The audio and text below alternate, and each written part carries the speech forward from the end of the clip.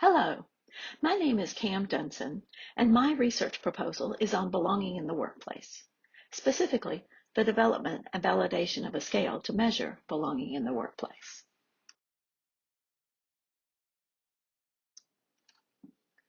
What exactly is belonging, you may ask? We all know belonging when we see it, but how exactly to define it is a bigger challenge. We have many different terms for belonging, such as esprit de corps, camaraderie, sense of community, or team cohesion. The American Psychological Association defines belonging as the feeling of being accepted and approved by a group.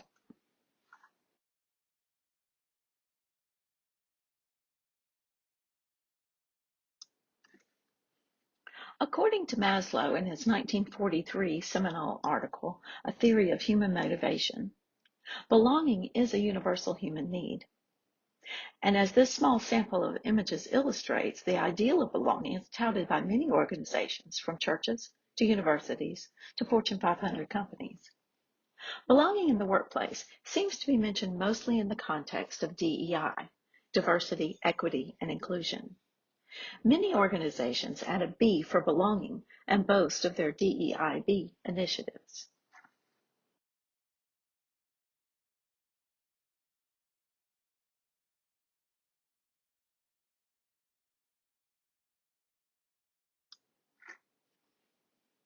In examining the scriptural basis for a study in belonging, we see that God created humans for community. When the Lord made man in his image, he was the Trinity, the three-in-one perfect unity, which we see when he declared, "Let us make mankind in our image after our likeness." We've noted that the need for belonging is universal to humans, and so this need was likely placed into the human psyche at the beginning of creation. Whether the Lord did this to input a mechanism that would aid in survival, or if it was simply an artifact of being created in the image of the triune God, we don't know. Either way, the need to belong is a universal and appears to be God-given. One of our most important organizations in which we need to foster a sense of belonging is in our churches. The scriptures command us to treat our brothers and sisters in Christ with love and consideration. In 1 Corinthians 11, Paul admonishes the church to prioritize others when coming together for a meal, and to wait to take care until everyone has arrived before beginning. In James 2, we're told not to show preference within the church, but to treat everyone with love and care. In this age of increased mobility, migration, and isolation, we need to take special care to make sure everyone who comes in the door of a church we're attending, even if we're just visiting, is assisted in making connection during their time there. There's nothing more heartbreaking than someone leaving a church gathering feeling left out of the crowd. So whenever I'm in a gathering of believers, I keep an eye out for those who are more likely to be on the margins or anybody coming in by themselves.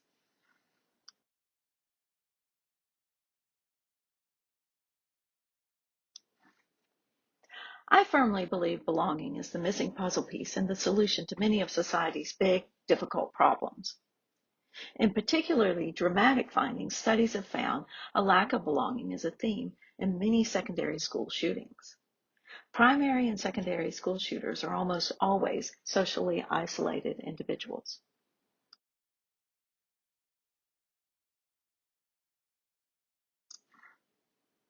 And yet, there is very little research on the construct of belonging in the IO or management academic literature. Why is this that something so important to businesses today has such a dearth of research surrounding it? It seems to me, from trying to find articles on this topic for the past couple of years, that we have a problem referred to as conceptual proliferation or terminological ambiguity. This happens when different researchers use different terms to refer to the same construct. So, as I mentioned earlier, belonging can sometimes be referred to as camaraderie, sense of community, esprit de corps, social presence, belongingness, among other things. When constructs are referred to by different names by different researchers, it can be very hard to form a coherent theoretical base surrounding the concept. Several things can happen in this case. The first of which is conceptual fragmentation, or when multiple labels can lead to fragmentation of the body of knowledge and make it difficult to form a coherent theoretical base for the construct. Another is construct proliferation, which is when the use of multiple terms can contribute to a mini explosion of different constructs, and it becomes difficult to establish clear boundaries between constructs. As you're probably aware from your studies how difficult it can be to separate some very similar construct, or even determine if they are different constructs at all.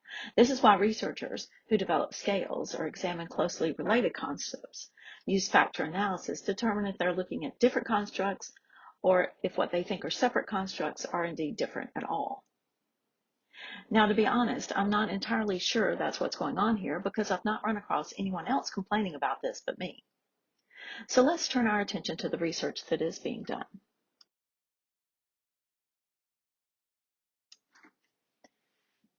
The ed-psych community is where most belonging research is being done right now. Baumeister and Leary in 1995 published a seminal paper on belongingness theory, in which they elaborated 3 types of belonging. Interpersonal belonging is the type of belonging of feeling connected to and accepted by other people, like within your family. Collective belonging is the type of belonging referred to the feeling of being part of a larger group or community, like a denomination or maybe a political party.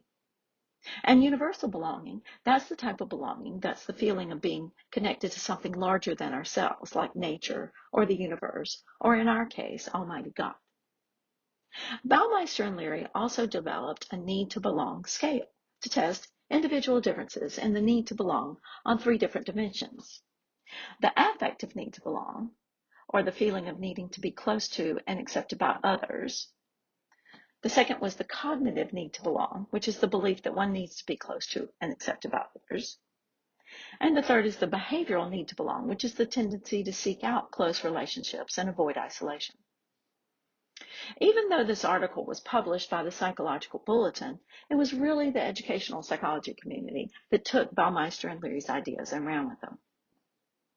In 2002, Alfred Rovai at Regent University developed a scale to measure what he referred to as the classroom community scale. He developed the scale specifically for use with online classroom students to measure sense of community. He found 2 factors in the development of his scale: connectedness and learning. Connectedness is more of what we're talking about here when we say belonging, and his learning factor was how supported the student felt in the learning process in the program. Many researchers still use Rovai's scale when studying group dynamics in online programs. Outcomes of belonging in the educational space include continuance in the program of study, academic success, and many mental health benefits. Belonging accounts for nearly 50% of the variance in depression. Belonging is the largest known correlate of depression, and of course that's a negative relationship.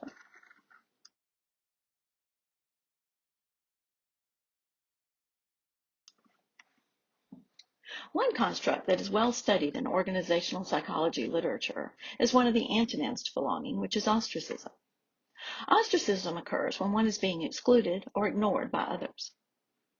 Using the framework of Baumeister's and Leary's belongingness theory, Mu et al. Examined coworker behaviors following incidents of ostracism. Since ostracism undermines belongingness, targets of ostracism tend to seek re-inclusion.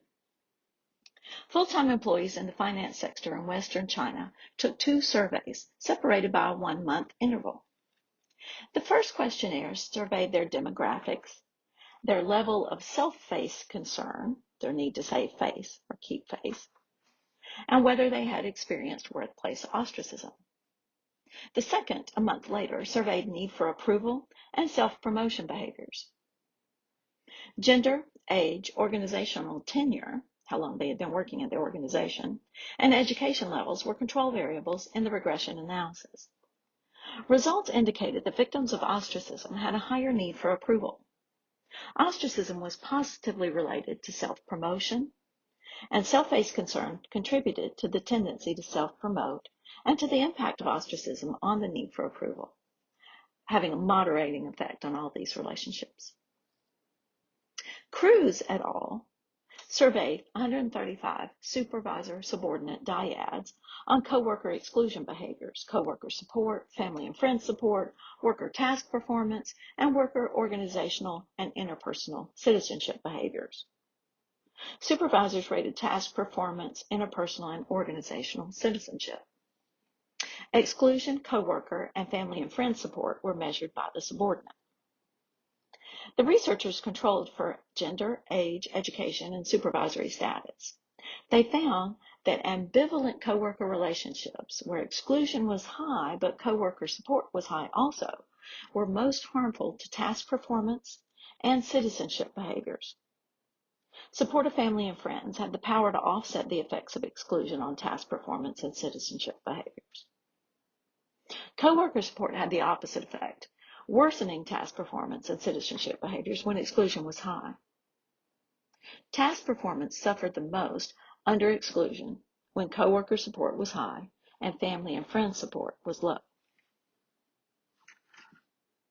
Howard et al. Performed an extensive meta-analysis of ostracism research, examining antecedents, outcomes, and including different demographic and personality characteristics. And some findings relating to belonging from that meta-analysis include: the need to belong was hypothesized to be negatively correlated with workplace ostracism, and it was. Belongingness, a well-being outcome, negatively correlated with workplace ostracism, and the relationship between the two variables was very strong and negative. R of 42.42 was the measure there, so it's quite strong. Belongingness moderated the relationship between having a time span specified in the ostracism measure, and that relationship was stronger when the time span was specified than when it wasn't. For instance, if they said, have you been ostracized in the past week or in the past month? That would be an example of the time span being specified. Belongingness measures didn't differ significantly whether it was studied as an antecedent or an outcome. So it's hard to tell cause and effect here. And one of the most methodologically interesting studies I found, Yang and Treadway surveyed frontline workers in a Chinese manufacturing company at time 1 and 3 months later at time 2. They collected measures of ostracizing behaviors using software to calculate ostracism networks based on how employees related their own behaviors ostracizing other coworkers, or each of their other coworkers. They also collected measures of individuals' perceived received ostracism, their need to belong, their political skill, and their counterproductive work behavior. These results showed that people low in need to belong scores did not accurately detect the amount of workplace ostracism they actually received. Those high in need to belong scores did, however. The researchers credit this ability with the fact that those with a high need to belong were more motivated to avoid being ostracized, and so were more alert for incidences of it. Political skill had a moderating effect on the ostracism counterproductive work behavior relationship, as those low in political skill were more likely to engage in counterproductive work behaviors when they felt ostracized. Those high in political skill were more likely to address the issue constructively than to engage in counterproductive work behaviors.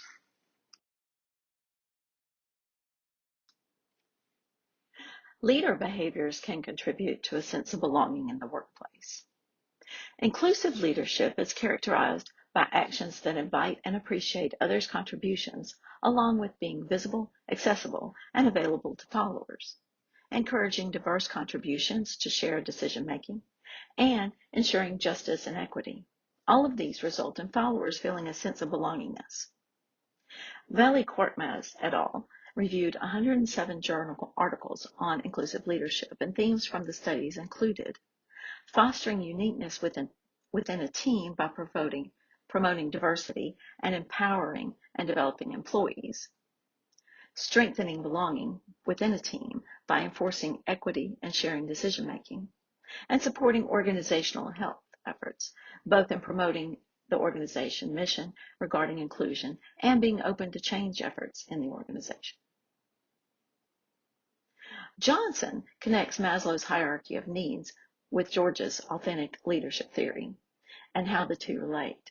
She asserts that although a sense of belonging is more difficult for leaders to encourage in the workplace, they can take steps such as being supportive, encouraging teamwork, and appreciating the employees under their supervision. Fostering meaningful, authentic relationships with subordinates also helps fulfill a sense of belonging in the workplace. Johnson suggests giving positive feedback in addition to constructive, ensuring workers have adequate time off for rest, and working to give all team members a sense of belonging in the workplace. She suggests that one of the best ways to develop future authentic leaders is by current leaders' examples as role models. She also advocates the introduction of authentic leadership theory into the undergraduate classroom.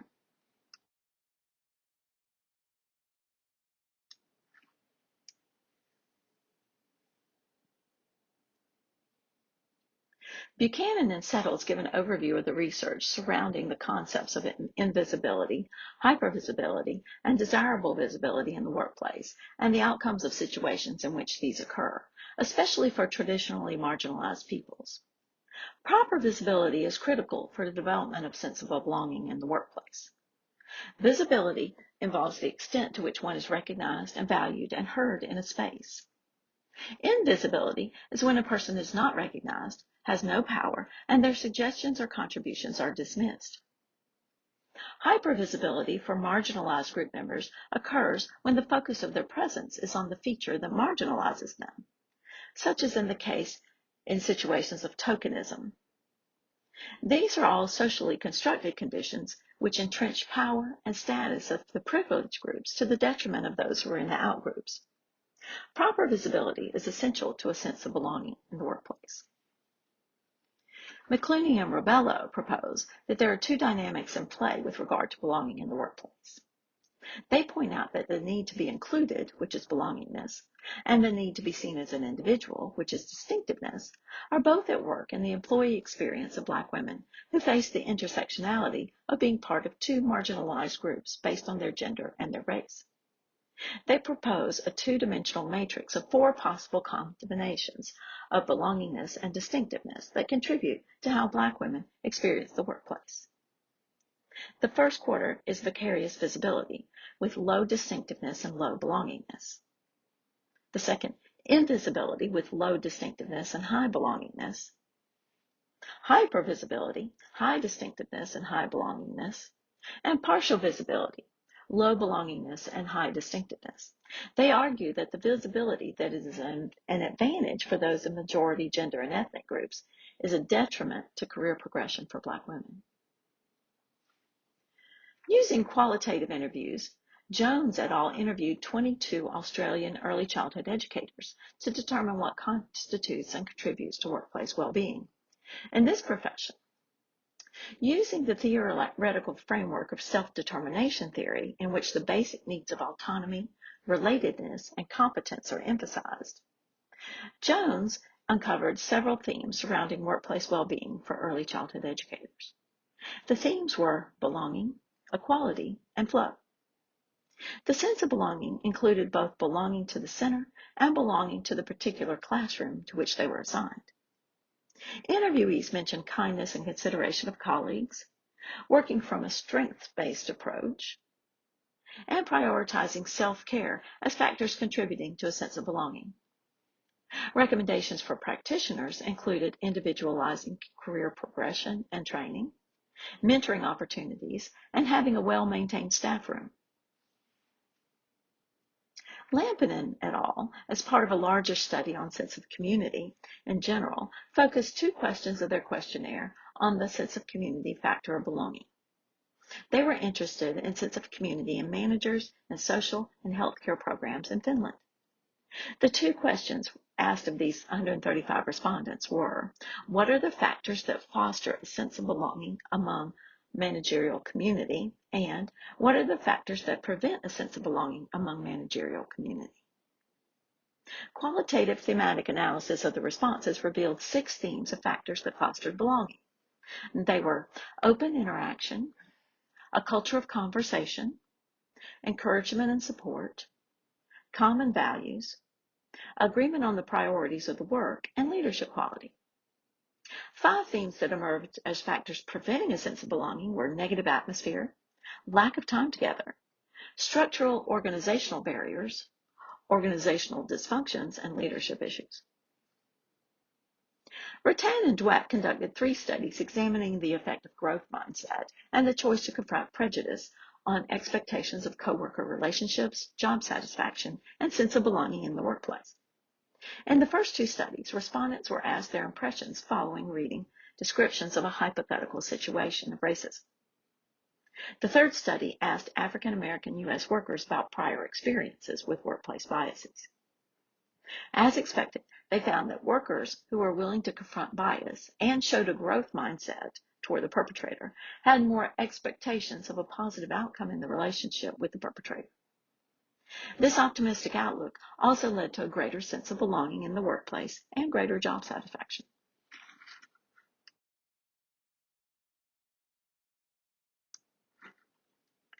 Some studies examined belonging as a mediating or moderating variable. Liu et al. Examined the relationship between being envied and being ostracized in the workplace and the influences of 2 personality variables, the need to belong and neuroticism, as moderators in this relationship. Sending questionnaires at times 1 and 2, the researchers collected and analyzed 336 employees' responses. They found being envied at work at time 1 was correlated with workplace ostracism at time 2.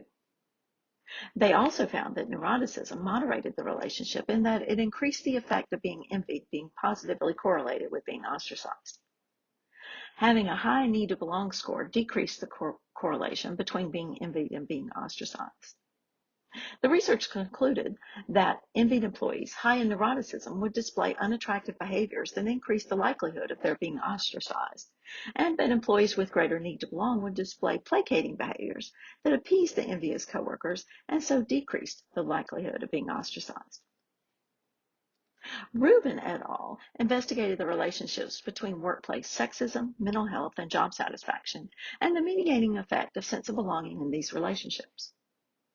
In a sample of 190 women associated with an Australian industrial workers' labor union consisting of male-dominated industries, the researchers surveyed organizational sexism, interpersonal sexism, sense of belonging, perceived need to reduce femininity at work, perceived femininity, mental health problems, and job satisfaction. Both types of sexism negatively predicted sense of belonging and positively predicted mental health problems. Only organizational sexism predicted job satisfaction. Interpersonal sexism did not. Mediation analysis demonstrated a significant mediating effect of sense of belonging between organizational sexism and both mental health problems and job satisfaction.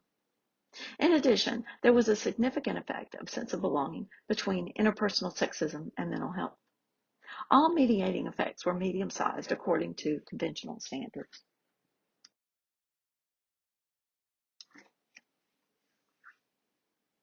A good summary of the outcomes of belonging is found in Waller's 2021 chapter, which not only describes in depth several seminal experiments demonstrating the need and universality of belongingness, such as the seminal experiment frequently referred to as the MRI experiment, in which social pain, like pain experienced through rejection, has been found to trigger the same brain systems for monitoring and responding to rejection as physical pain does. The anterior cingulate cortex, or ACC, which is the structure in the brain known to be activated by physical pain, when examined using neuroimaging techniques, has been found to also be activated by social rejection. Waller also outlines the current research surrounding not belonging and argues that belonging in the workplace, as opposed to other contexts, is a little bit different, and that it involves a sense that one brings a value to the work role and organization. Waller then describes findings related to not belonging, which include depression, exhaustion, desperation, anxiety, and a sense of vulnerability. Not belonging also impacted workers' self-efficacy in their role and their self-esteem, creating conflicts and confusion in their self-concept. Not belonging also led to a lack of psychological safety in the workplace, meaning the employee did not feel safe being authentically themselves or speaking out. Knapp et al. Proposed a model for accounting trust levels of employees toward the nonprofit organizations that employ them. They proposed that nonprofit employees' perceptions of belonging can account for differences in trust in the organization, and that this relationship will be mediated by perception of the organization's fairness towards its employees. Belonging was defined in 3 parts: psychological ownership of the organization, perceived insider status within the organization, and identification with the organization. 4 perceptions of fairness were also measured: distributed justice, which is fairness of distribution of resources; procedural justice, which is fairness in execution of policies and practices; interpersonal justice, which is respectful treatment of people; and informational justice, which is truth in communications. Perceived insider status and psychological ownership were positively related to all 4 types of justice, but organizational identification was not related to any of the 4. Trust was positively related to all 3 facets of belonging and all 4 types of justice.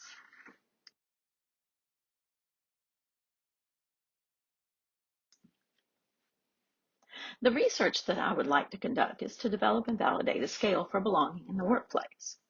We've mentioned the scales developed in the 90s and early 2000s for need to belong and for sense of community in the classroom.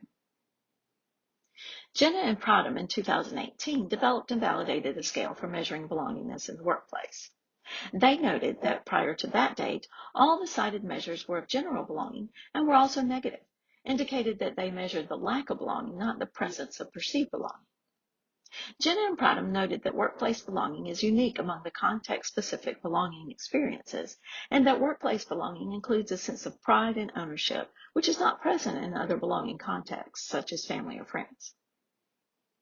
They began by using interviews with industry professionals to ascertain what questions to choose for their 5-point Likert scale. After designing the questions and receiving return questionnaires from 824 Indian managerial executives of multinational corporations, they performed the usual reliability analysis, along with exploratory factor analysis and confirmatory factor analysis to confirm that the scale was a reliable, single-factor measure of workplace belonging. And just when I thought I was going to be the one all-knowing researcher to develop a post-pandemic scale for belonging in the workplace that everyone would have to cite in their papers, Blau et al. Developed just this year a 4-scale, 16-item measure for organizational belonging. The 4 scales or factors, remember we talked earlier about factor analysis, were labeled Be Myself, which was 7 items of the scale, Acceptance, which were 4 items, Value Diversity, 3 items, and Connection, which was 2 items. But this scale has only been validated with a set of accountants and IT workers from one group of consultancies.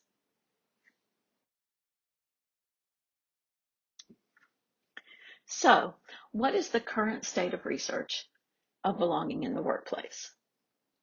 Well, I said at the beginning of this talk that there wasn't a lot. And although I've presented many studies here, it was very, very difficult to find them, and these were the only ones I could find. So there's not a lot of research out there. It's not like there are hundreds of studies out there that I just did not present today, or at least that I could find.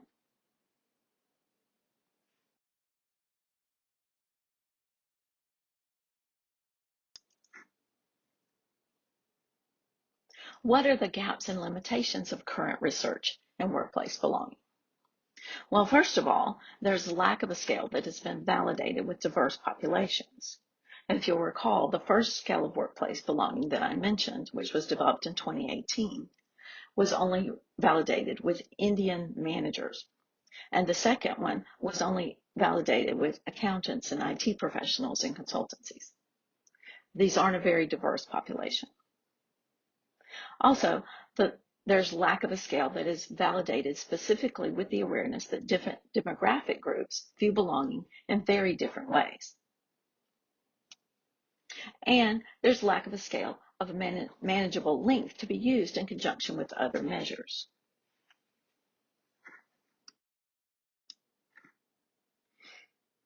Because when you study belonging, you're going to want to study other things along with it. And if a scale gets to be too long, if your questionnaire gets to be too long, people don't complete it. They don't submit. And so I would like to see a scale with maybe maximum of 10 items on it so that you can measure other factors alongside, other concepts, other constructs.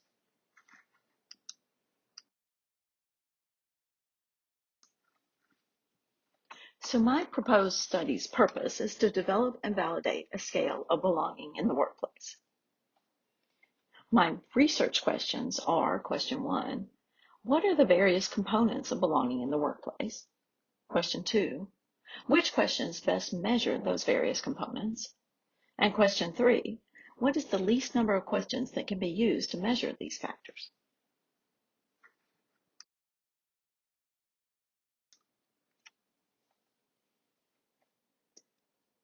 The methodology that I propose to develop this scale includes developing 15 to 20 Likert scale items that are generated from consideration of the previously mentioned scales, and running a pilot with a quota sample of 20 to 25 people, using a quota sample to ensure that different ages, genders, and ethnicities are represented, to administer the assessments, and then follow up with individual interviews to collect feedback on the questions and the word choices. Then taking a revision of that scale and having a large online sample recruited through Amazon MTurk and snowballing social media, along with purchased Facebook advertisements, to administer the scale and run exploratory and confirmatory factor analysis.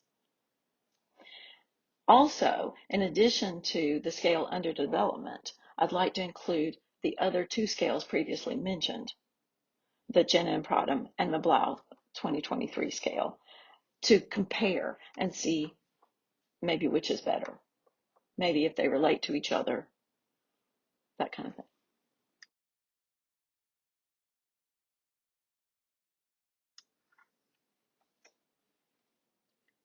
The impact of my proposed study would be, first of all, the use of a scale to measure belonging in the workplace among diverse populations.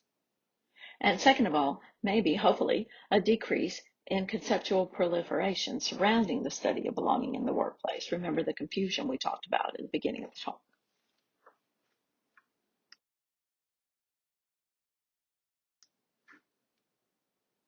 Thank you so very much for your attention today. I look forward to your comments.